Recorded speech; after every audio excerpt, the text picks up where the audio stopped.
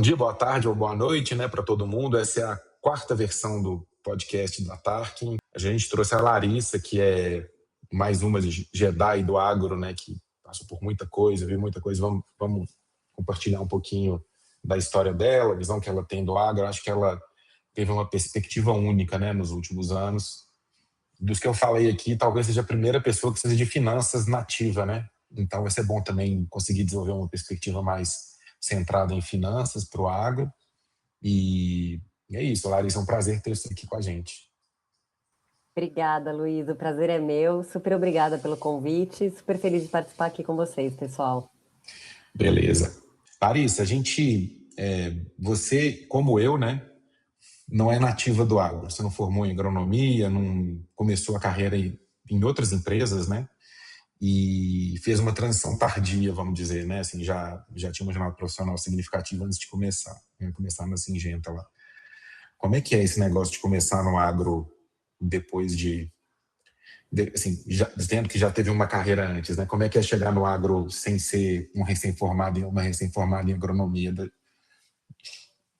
Olha, Luiz, contando rapidamente a minha história, meus avós, pais da minha mãe, eram russos e vieram para o Brasil na Primeira Guerra Mundial, então crianças, foram parar no Paraná, e aí existe até hoje a fazenda, eles chamam uma fazenda de café, é uma fazenda de produção de café, ela existe até hoje, ali depois de Faxinal, perto de Grandes Rios. E quando eu fui prestar vestibular, eu prestei economia, direito, arquitetura e agronomia. E eu passei Então em já tudo. tinha lá a sementinha, né? E eu passei em tudo, Luiz. E aí o meu pai falou assim, Larissa, você não tem a menor ideia do que você quer fazer. Minha filha, eu tinha 16 anos. Eu acho que você não tem que fazer nada, você tem que fazer um ano de cursinho, decidir o que você vai fazer, e aí presta de novo. E eu falei, não, pai, eu não acho. Eu acho que eu vou fazer economia, porque economia dá para fazer qualquer coisa depois. Então é isso. E aí eu fui parar na Nokia, no boom da Telecom, a Nokia era líder mundial. Trabalhei aqui em São Paulo na Nokia há 4 anos, e aí fui expatriada com 23 para Nova York, eu era feliz e sabia. Aproveitei muito e eu já era uma urbonoide, né? Assim, nascida e criada em São Paulo, depois Manhattan, cidade grande, tecnologia, sempre amei. Voltei, fui para Siemens. Na época que a Nokia estava no auge, né? Auge, Luiz. As minhas festas de final de ano era esquiando em Chamonix, na época. Assim, eu falo, não eram vacas gordas, eram vacas obesas, vacas que não tinham onde pôr dinheiro. E aí voltei, fui para a Siemens aqui no Brasil. Depois eu fui para uma investida do GP Investimentos na época, a Tempo Participações. E aí, em 2008, eu fui parar na Syngenta. E quando eu fui parar na Syngenta, me remeteu muito o negócio da família, da fazenda, né? Porque quando o Red Hunter falou é uma multinacional de agronegócio, e eu falei, cara, eu nunca ouvi falar. Ele falou, Larissa, como você nunca ouviu falar? Multinacional suíça, É a líder de maior de mercado. todas. É a maior de todas. Que vergonha, você tem que conhecer. Bom, não conhecia, só que me apaixonei. Cheguei lá na entrevista, eu me apaixonei. O CFO que ia ser meu chefe, que foi meu chefe durante muitos anos na Syngenta, o Jean-Pierre Chevrolet, um lorde maravilhoso. E eu achei, Luiz, que eu ia entrar e todos iam ser lordes suíços com o Jean-Pierre Chevrolet. E aí, logo na primeira semana, eu lembro que os meus pares olhavam para mim e falavam assim, cara, 10 anos de finanças, mais, né, na época, sei lá, 14, tudo indústria, ciclo de 30 dias, esquece, não, você nunca vai dar certo. Eu só ouvi assim, o agro é muito complexo, o agro é muito difícil, o agro não é para amadores, e ainda por cima, ser mulher. Eu ouvia muito isso, Luiz. E aí eu falei, bom, gente, tudo bem, né? Eu vou tentar, posso tentar? E aí, um dia, uma pessoa específica, que não vem ao caso, eu acho que assim, o objetivo era falar, desista, né? Ele chegou para mim e falou, olha, é o seguinte, você não vai conseguir, é tudo diferente, é extremamente complexo, você não entende nenhuma. Eles falavam em códigos, né?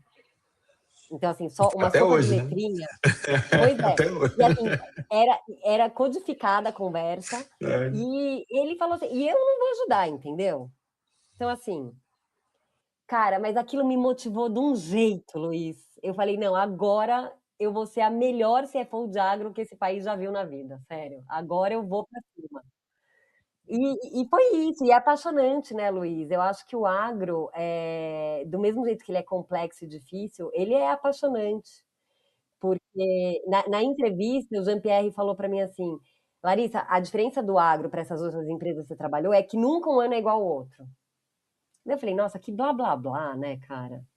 Imagina. Todo mundo fala isso. Gente, assim, eu entrei em 2008, a gente está em 2026. Eu não achei ainda um ano igual ao outro. O Brasil fala grosso em agro. Então, pegar até na Singenta mesmo, né? Onde você trabalhou, eu trabalhei um tempo também. 5% do PIB do país. E essas empresas aí, o Brasil é um pedaço significativo do negócio. Não é que nem você trabalha na Nokia, que o Brasil é uma beiradinha, né? Que menos importante também, mas menos importante de tudo. Os Não, caras não. O precisam do. Brasil geralmente é o território mais importante de todas essas empresas, É, porque não é à toa, né, que é chamado celeiro do mundo, enfim, todos os é, clichês que a gente conhece. É porque realmente o negócio é grande aqui. e, e então, na hora que entendi, eu achei interessante esse assunto porque eu também vim de telecom, muita coincidência aqui, né? A gente fazia, minha empresa antes da Strider fazia aplicativo para celular pré-iPhone.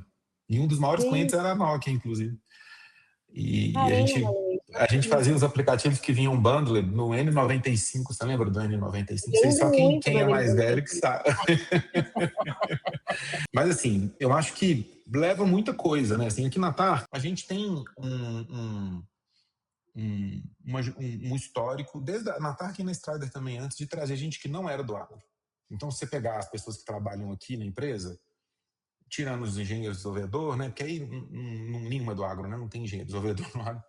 Mas a turma de negócios, a maioria não é do setor, não era do setor antes. Vocês entraram e aqui era a primeira jornada. E então a gente tem algumas pessoas que eram, mas a maioria não era. Então a gente está mais acostumado aqui dentro de casa de ver a transição, né? De trazer alguém de cidade, urbanoide, como você disse, né? E transformar numa pessoa do agro, fazer a jornada. É difícil. De vez em quando eu fico brigando com os meninos aqui que eles têm que saber o saco da soja. Quanto custa um saco de soja? E os caras não sabem, não é possível. A gente sabe do agro, cara, você tem que saber quanto custa um saco de soja.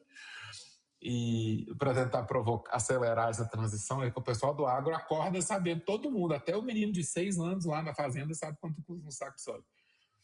E é uma transição difícil, porque tem uma curva de aprendizagem, é difícil de fazer, mas é legal também, porque na hora que você faz, eu acho que talvez seja uma das coisas legais aí, você consegue trazer conhecimentos de outros setores que são raros no agro, né?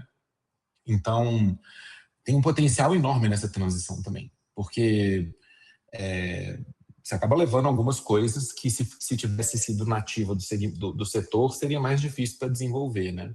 E acaba virando quando dá certo, né? Acaba virando uma fortaleza também, né?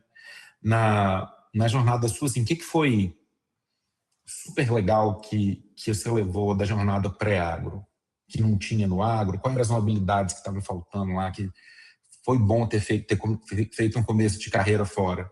Luiz, acho que assim, as multinacionais que eu passei eram muito fortes em tesouraria. Eu comecei minha carreira na tesouraria, né, na Nokia. Então, assim, quando eu fui expatriada, eu fui para um centro de tesouraria regional. A Nokia tinha um por região, então um para as Américas, um para a Ásia, um para a Europa. E toda essa questão de você estar numa mesa de operações, de fazer, a gente fazia todo o FX e Money Market para toda a América.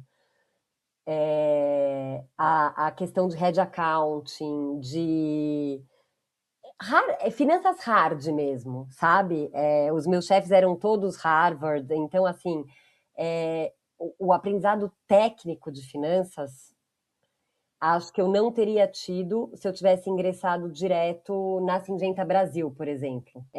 Eu tive a oportunidade de aprender com profissionais que essas empresas levavam área de finanças muito a sério. Não que o agro do Brasil não leve a área de finanças muito a sério, mas eu acho que assim, se a gente olhar para a Syngenta em 2007, quando eu entrei lá, o time comercial é o time de ouro da empresa, né? E acho que, assim, tem seu mérito, né? É um setor de relacionamento, é um setor que a confiança que o time comercial constrói é extremamente importante, mas, por outro lado, é um setor que tem exposições a riscos enormes, né? Você tem FX, você tem commodity, você tem taxa de juros, você tem um ciclo super longo, não é um ciclo de 30 dias. Tem risco exógeno que nem você não vai achar em nenhum outro lugar esse tanto, né? Nenhum outro lugar. Então, assim, e quando eu cheguei no time, existiam algumas pessoas, nada contra, pelo amor de Deus, mas que eram agrônomos. E, assim, é a mesma coisa que pedir para eu, Larissa, que sou economista, tocar uma área de, sei lá, fertilizantes. Entendeu? Acho que você pode aprender, mas tecnicamente você foi preparada para outra coisa.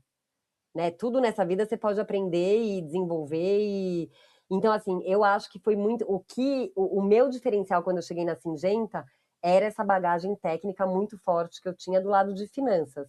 O meu gap era conhecer o negócio, mas eu sou uma pessoa que eu amo o negócio. Então, em todas as empresas que eu passei, e aí quando eu entrei na Syngenta, é assim, eu sou aquela que uma semana depois eu estava de botina no campo, querendo aprender o preço da saca de soja.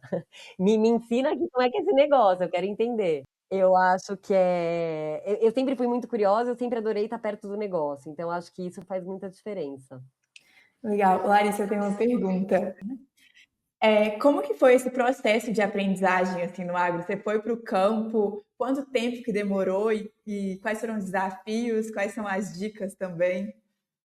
Bia, eu acho que assim, a dica é não tenha vergonha de fazer papel de idiota. Porque, assim, cara, dá a cara a tapa, entendeu? Todo mundo ria da minha cara. Eu fazia as perguntas mais óbvias do mundo. Eu lembro que quando falaram assim, e aí tem o barter. Eu tenho o quê? O barter. Eu falei, gente, que raio, que é isso, barter? Uma modalidade de vendas, é o barter, tal, tem a CPR. Aí você começa, é um monte de letrinha, né? Barter, CPR, o CRA, o CRIO lá. Bom, tá bom. Pergunta e anota, né? Porque daí perguntar a segunda vez é chato. Então, assim, pergunta tudo, vai anotando. E eu tive a sorte, o privilégio de ter o apoio do Laércio na época, que era o presidente, que é uma lenda do agronegócio. Então, assim, o Laércio realmente abriu as portas para mim. Os heads comerciais na época, Negrini, Zampieri, Cláudio Linhares, desculpa se eu vou esquecer aqui alguém, mas maravilhosos, assim, eu ia para as filiais, eu ia visitar cliente com eles, eu tentava entender o dia a dia, né, dava muita briga, Bia, muita briga, porque tinha hora também que eles, né, cara, comercial, então assim, não, ela não entendeu, porque é agro. Eu falava, não, eu entendi. Eu tô falando que essa condição comercial não tem o menor cabimento. Entendeu? Então, tem muito esse jogo também, entendeu? De querer não passar a perna, mas assim, se colar, colou. Não, Larissa, é porque é agro, você nem... Não. Vamos lá, então me explica, então. Que eu quero entender. Se eu não entendi, me explica. Então, é isso, Bia, assim, você tem que ser cara de pau, curiosa e dar cara a tapa. Porque Sim. não adianta. E ganhar o respeito, né? Fazendo isso, você ganha o respeito. Por isso que eu falei anotar, né? Porque assim, também se você vai uma vez, vai duas, vai três e não aprende nada, e não anota nada, e não mostra nenhum interesse, todo mundo também cansa. Fala, minha filha, você não é séria. Mas eu acho que a partir do momento que você começa a mostrar que o interesse é super genuíno, que você realmente quer apoiar o negócio, você quer criar soluções para o seu cliente, você quer apoiar o time comercial, nossa, eles te abraçam e a coisa vai embora. É muito bom. Legal demais a resposta, adorei. Tem que gravar e mandar para todo mundo aqui na empresa, para eles assistirem todo dia. Bem, então vamos lá. A gente, agora sobre o começo na Syngenta, tem um negócio interessante para a gente explorar aqui. O agro é um ambiente mais masculino mesmo, né? A gente vê isso no desenho, no formato, a maior parte dos executivos são homens, diria mais de 90%.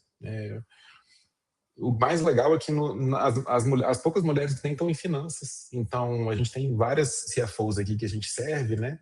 E não tem muitas diretoras comerciais, mas ainda assim é um setor predominantemente masculino, né? E é uma coisa que eu vejo muito de perto, porque aqui na Tarkin mesmo, na empresa aqui, Strider, e depois Syngenta, também eram empresas que eram ao contrário disso, assim, essas empresas eram predominantemente femininas. Então, a empresa inteira viu o impacto, né, dessa diferença e tudo, meio que todo mundo que trabalhava, não, tem bastante homem também, mas a maioria das pessoas de mercado aqui na Tarkin são mulheres, né, Strider também. Então, como eu não experimento isso, mas eu acabo vendo um pouco isso acontecendo com as minhas colegas, é difícil, né, assim, exige um certo jogo de cintura ali, você tem que ter uns pontos a mais para conseguir o respeito, né. Elas são valentes, né, elas vão para cima, conseguem o respeito do mesmo jeito, mesmo dando mais trabalho, mas é um desafio, né, se você puder comentar um pouco sobre isso, é um negócio que eu já tenho 10 anos de perspectiva do agro, melhorou muito em 10 anos. Era muito pior quando eu comecei. Eu imagino que antes disso era pior ainda, assim, é uma coisa que está melhorando, mas até hoje a gente vê um pouco. Ainda o jogo é um pouco mais difícil para as mulheres. Conta para nós sua experiência, como é que você vê isso e qual a perspectiva tem para isso nivelar mais. Eu acho que, assim, muito de tudo isso que se fala tá um pouco dentro da cabeça da pessoa, sabe? Se você já começar o jogo achando que você tá em desvantagem, eu levava muito na esportiva. É esse o ponto. Eu acho que depende muito como você decide encarar as coisas na vida, entendeu? Se você encarar de um jeito pesado, fica pesado para você, inclusive. Se você encarar de um jeito mais leve, não quer dizer que eu concordo, tá, gente? Nem gosto, não é isso. Mas daí você faz piada, entendeu? Eu fazia piada. Mas ainda é mais difícil, vai melhorando e tudo. É uma coisa enraizada, né, Luiz? É enraizada, é cultural, é enraizada, é cultural. Eu vejo, por exemplo, o meu pai, eu tenho uma filha e um filho, tenho um casal. E às vezes ele solta umas que assim, o menino pode, a Carolina não. Eu falo, oi?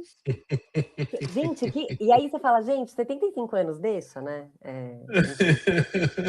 Mas outro dia eu estava num painel sobre liderança feminina, e aí me fizeram uma pergunta, falaram assim, Bia, o que você vai fazer com a sua filha para preparar ela para esse mundo machista e tal? Eu falei, com a minha filha, absolutamente nada. Nós nascemos prontas.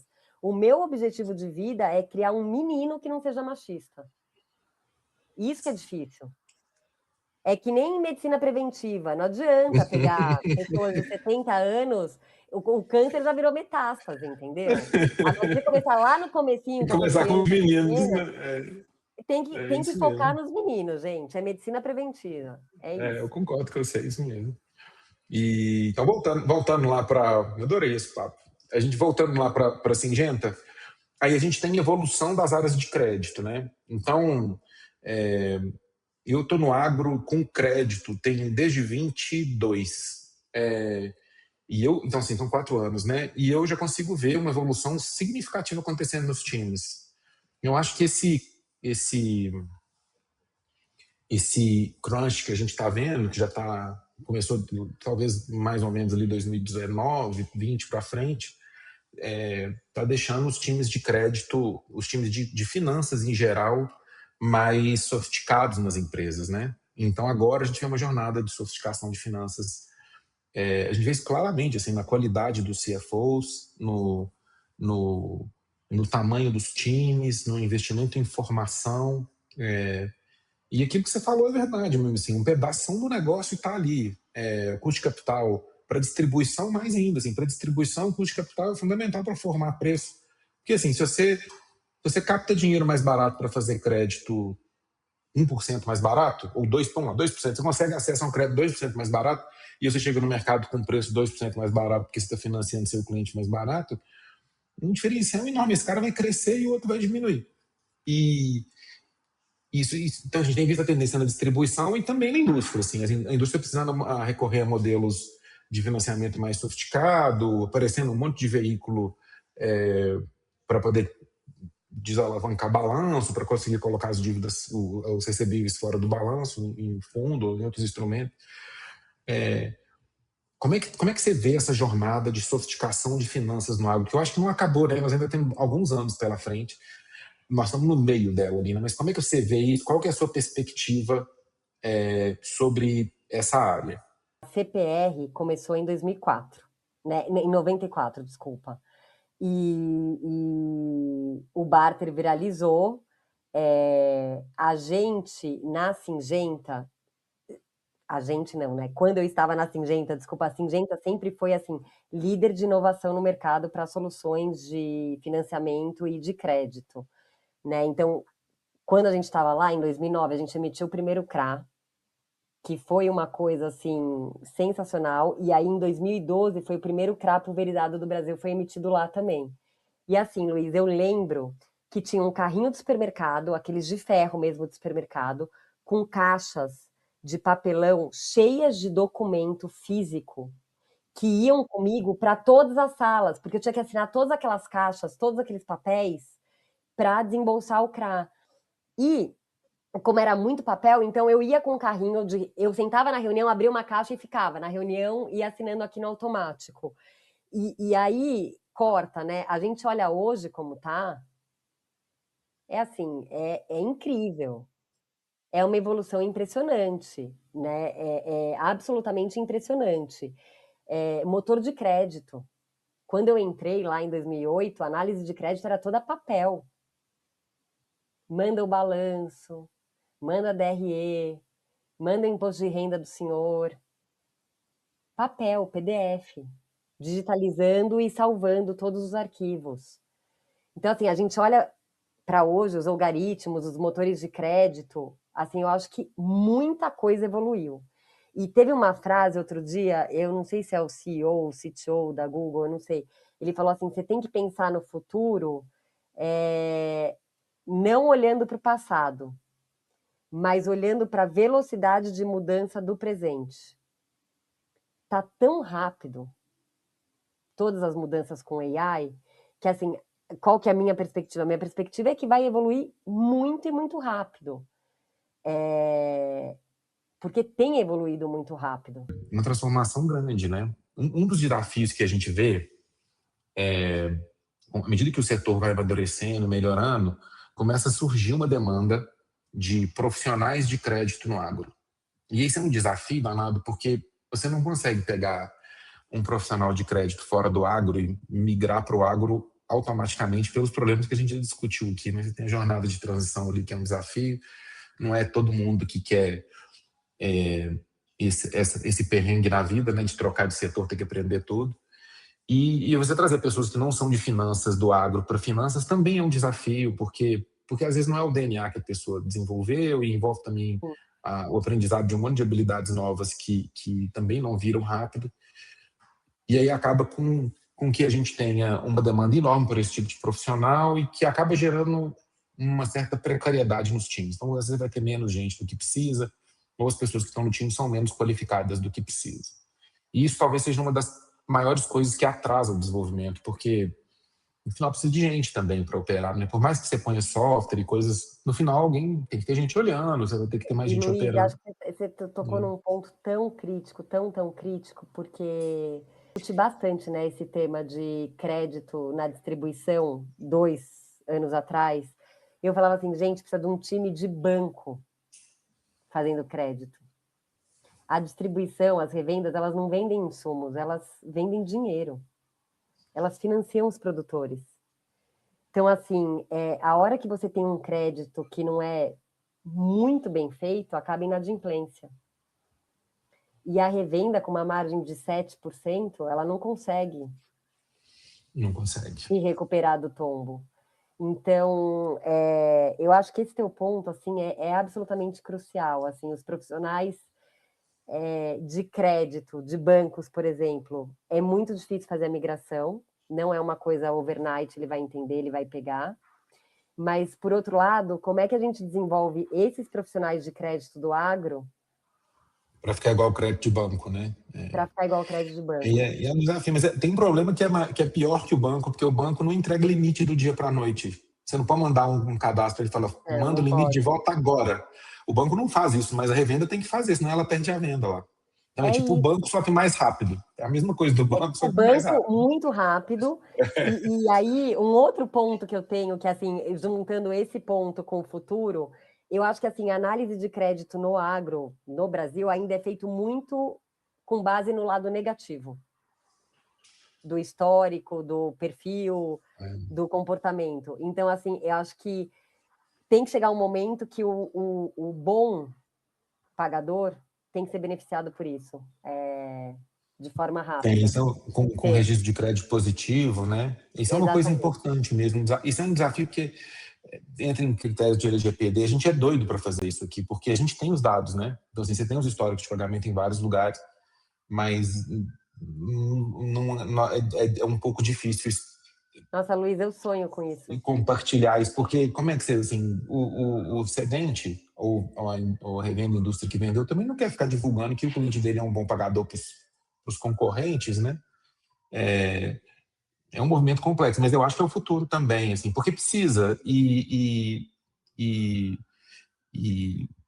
transparência é sempre bom para crédito, né? Acho que para as revendas, talvez essa tendência aconteça nas revendas primeiro, porque a revenda vai ter que ficar cada vez mais transparente, porque o apetite das indústrias para tomar risco de revenda vai diminuindo, né? À medida que elas vão ficando mais arriscadas. Na verdade, o crédito do agro como um todo mundo fala assim, tá crise, mas é uma crise de confiança, né, Luiz? É uma percepção negativa, e aí a hora que você gera uma percepção negativa, o complicado é que eles colocam o agro num único balaio. E o agro no Brasil é tão gigantesco e tão heterogêneo, e todo mundo fala assim, não, o crédito no agro tá ruim. Não, gente, calma. Tem que ver o que é. Né? A gente vê isso na distribuição aqui. Na hora que você olha o risco de revenda, né? Vamos olhar o pedaço na distribuição, de olhar risco de produtor, mas a mesma coisa acontece com o risco de produtor. Você tem as distribuições estatísticas dos indicadores de balanço, margem bruta, margem líquida, alavancagem, todas as distribuições. E você tem valores médios ali, né? Só que o valor médio fala pouco porque é altamente disperso. Então, assim, enquanto a média, por exemplo, de margem líquida é 3% ano passado, as melhores têm a média de 7, 8. O primeiro quartil lá, né, as melhores 25. Então, você vê uma dispersão enorme, que não é comum. Geralmente, a maior parte dos negócios são mais uniformes. Se for numa pet shop, a pet shop parece com as outras pet shops. Sim. O agro não. O agro você tem essa dispersão enorme que faz com que tenha as empresas indo muito bem, e crescendo, e fazendo caixa, e com o dever de casa certinho. E do lado, empresas indo mal, e com problema de fundamento e tudo. E a mesma coisa acontece com os produtores. Também você tem vizinhos ali, um perdendo dinheiro e um fazendo dinheiro. E a capacidade de separar o joio do trigo é crítica, assim, não tem jeito.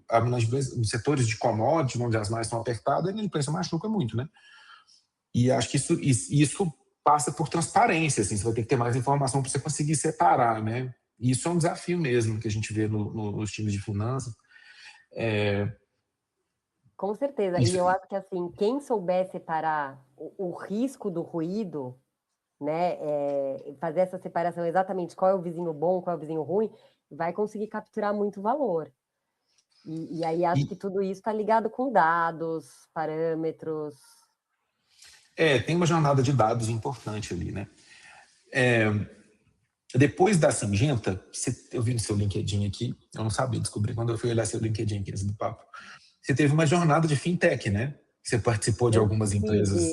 Eu Pois eu tive. adorei, assim, falei, putz, ficou o pacote completo ali, né? Foi já corporativo, depois E depois eu empreendedora. resolvi empreender. Como é que foi? Conta para nós. Cara, foi muito bacana. O Jonatas Couri, trabalhei com ele na Singenta, né? Ele foi 2 vezes do meu time, quando eu estava no Brasil e cana-de-açúcar. E aí, o Jonatas saiu antes de mim da Singenta, ele foi para Ecoagro. E quando a Ken China comprou a Singenta, eu decidi sair e falei, Jonatas, eu tô saindo. Topa empreender? E ele falou, Larissa, é verdade? Claro que é verdade. Então tá bom, então vamos embora.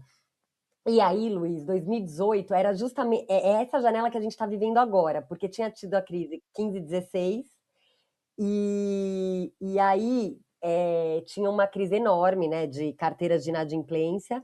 A gente fez o quê? A gente captou dinheiro com a Merra, que fica lá fora em Nova York. Ele é um fundo de stress, com foco em distress. A gente comprou as carteiras inadimplidas das químicas, montou um consórcio de cobrança, deu super certo, né? Porque a política da química é receber 100%. Você dá 30%, 40% de desconto para o cara, ele quer limpar o nome dele, ele quer resolver o problema dele.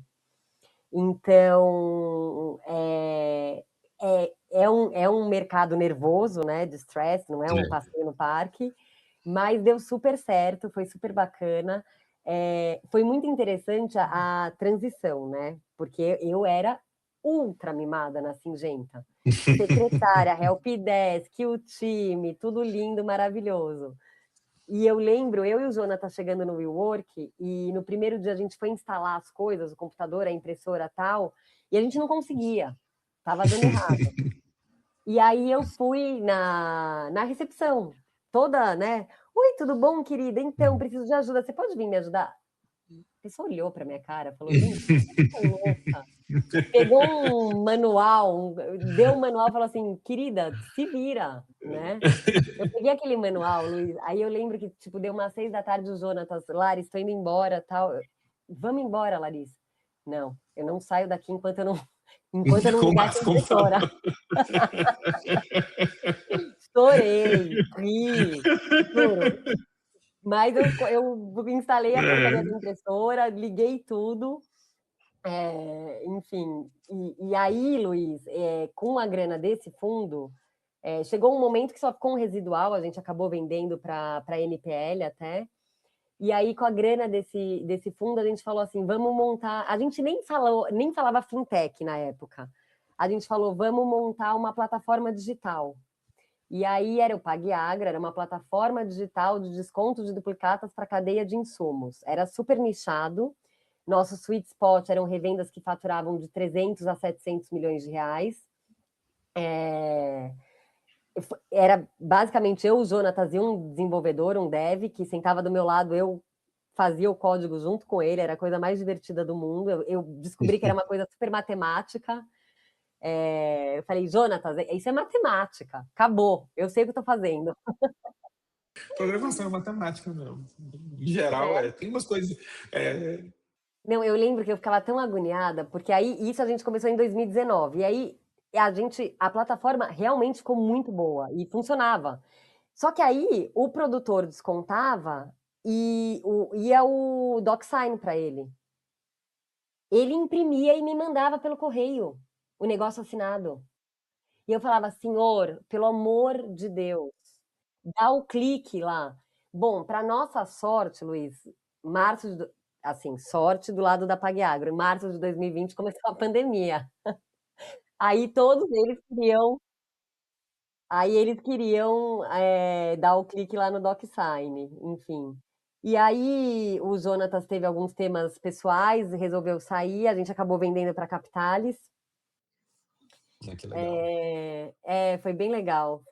Eu sempre, né? Eu e o Jonatas, a gente tem saudade dessa época, porque a gente fala como a gente se divertiu. É engraçado porque muda muito, né? Assim, mais. Você acaba voltando um pouco mais pro operacional, né? E fundador não tem jeito, assim, tem hora que você pede as coisas, as pessoas não fazem. Você tem que ir lá e fazer, senão não sai, né? Não tem uma estrutura para garantir que tudo funcione, tudo Não, e qualquer Luiz, pedaço. a gente foi a primeira fintech aí na Andave, a gente foi em 2019. E aí é isso, assim, a gente estava fazendo a plataforma, captando dinheiro para descontar o dinheiro. A gente era o marketing, a gente montou o stand na Andave, tudo, você tem que fazer tudo. E a gente faz de tudo. Embora seja, assim, é o que você está falando, tem muito mais trabalho mão na massa, operacional, é muito divertido, né? É gostoso você ver Divertido, eu aquilo adoro nascer. também. E interessante demais. E foi uma das primeiras fintechs, né? Na época do agro. Na época, eu lembro quando começou, eu Tinha fiquei do interessado agro.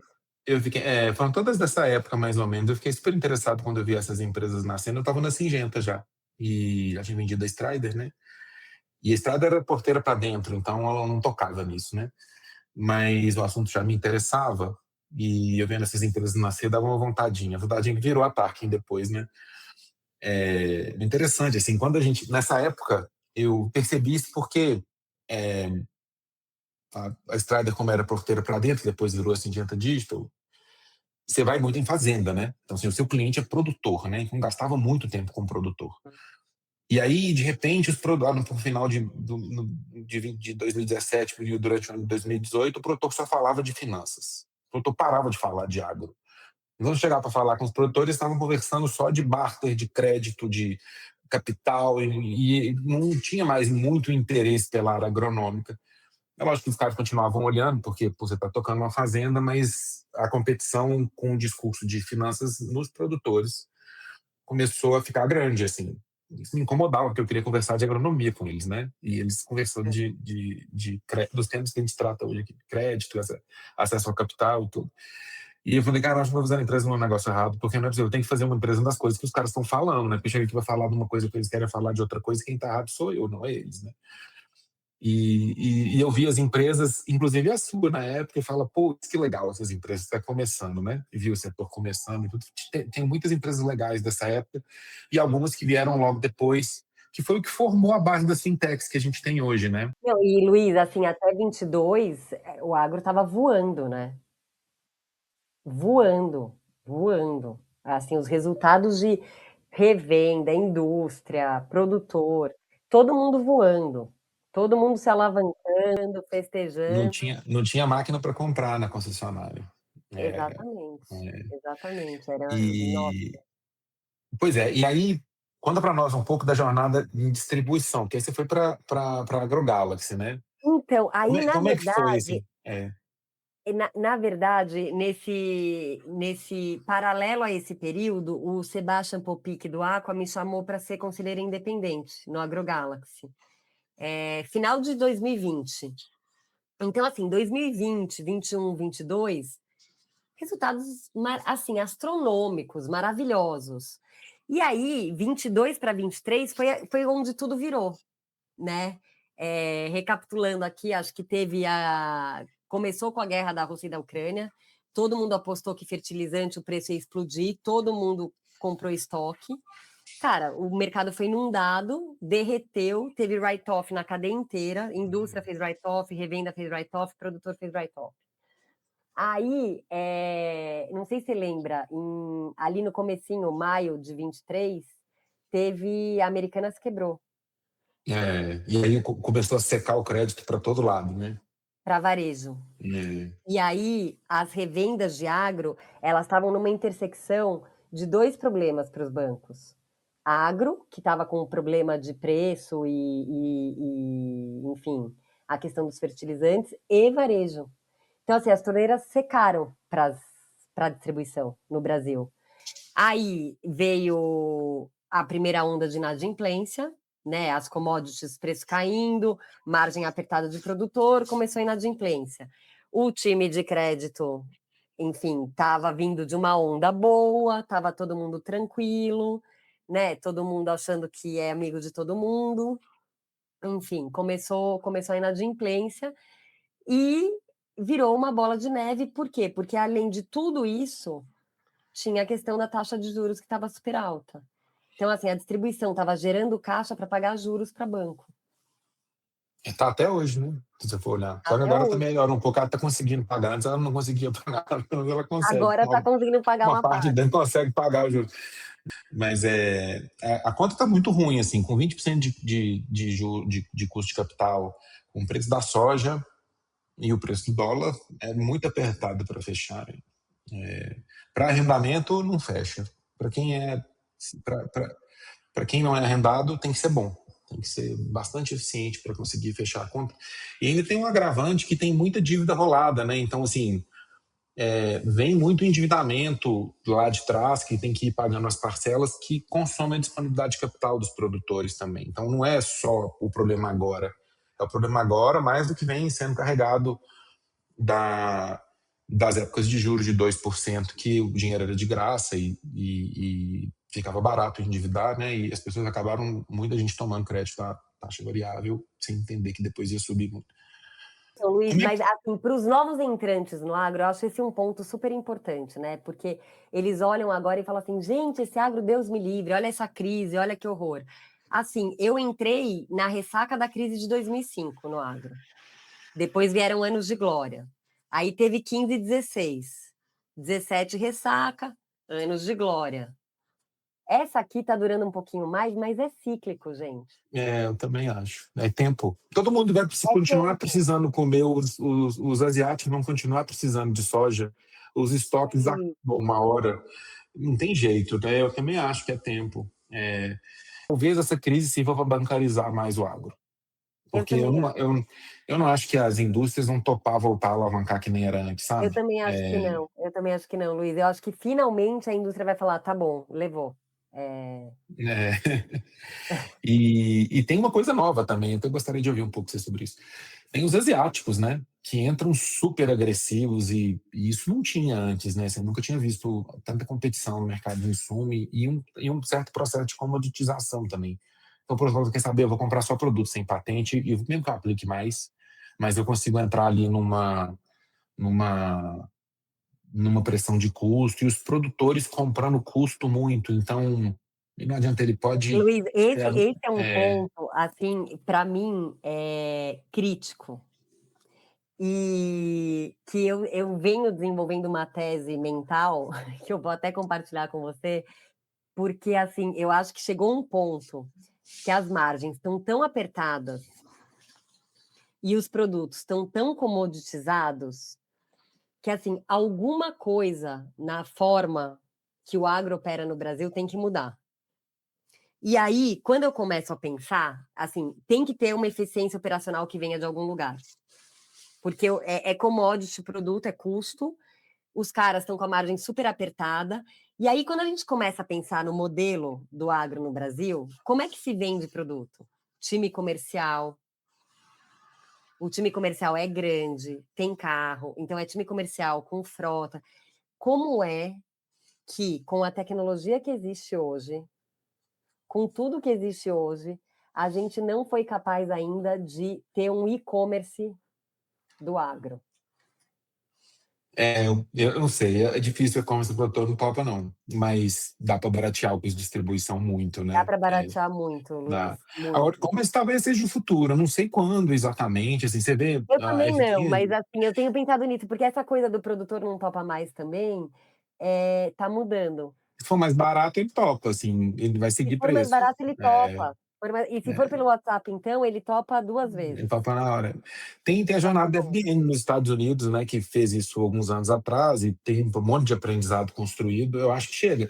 Ninguém sabe direito o formato, né? Tem o problema do financiamento também, que você vai ter que desacoplar, assim, para você poder, para o produtor comprar online sem Sim, conversar com ninguém, ou você vai ter que ter um mecanismo de financiamento que é 100% digital, que você não precisa de ter alguém lá pegando os documentos dele e organizando, ou você vai ter que desacoplar o financiamento da venda. E aí você financia o produtor por outro canal e o produtor compra à vista da revenda da indústria, né? São coisas difíceis de fazer. Então, tem uns gargalos. Mas eu acho que o futuro tem a dizer, porque provavelmente é um modelo mais barato mesmo. Mas tem situações intermediárias aí, assim, dá para conseguir ter modelos de distribuição que são mais baratos e são mais baratos do ponto de vista de custo e também do custo de capital, né? A gente tem hoje tem um prêmio de 4% em cima da taxa. É um prêmio muito alto, assim, não precisa ser isso tudo. Ele é isso tudo porque o crédito tem muito inadimplência. Não precisa conseguir domar isso, fazer aquela separação, esse prêmio cai nos pontos. Faz diferença, né? E eu, assim, tem uma jornada de otimização mesmo. Ninguém sabe direito, mas eu acho que com certeza não vai ser do jeito que é hoje, né? Muita gente que assiste, que acompanha esses podcasts, é o pessoal que está começando no setor, sabe? A gente está vendo nascer uma classe inteira de profissionais de finanças no agro, gente que está aprendendo, está se desenvolvendo, está conseguindo entregar resultado nas empresas. Qual que é a sua mensagem para eles? Como é que eles conseguem beber desse não modelo, né? desistam. Entender? Não desistam, é isso, gente. Parece complexo, mas é um setor como qualquer outro na economia, e é um setor com potencial enorme. Eu sempre comparo, né, o agro. O meu pai é cirurgião cardíaco, e, e eu falo: se o agro fosse o corpo humano, o agro seria o coração, porque ele que irriga todos os outros setores da economia no Brasil. Então, que nem o coração que irriga o sangue para todos os outros órgãos do ser humano. Então, é muito divertido, gente. Não desiste.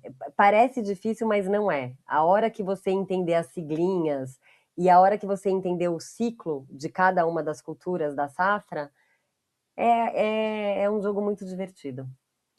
Beleza. Muito obrigado, Larissa. Foi um prazer conversar com você. É uma honra ter você aqui com a gente Obrigada. no podcast. Valeu. Eu que agradeço, Luiz. Brigadão. Uma Joia. honra participar. Obrigado. Obrigada, Bia.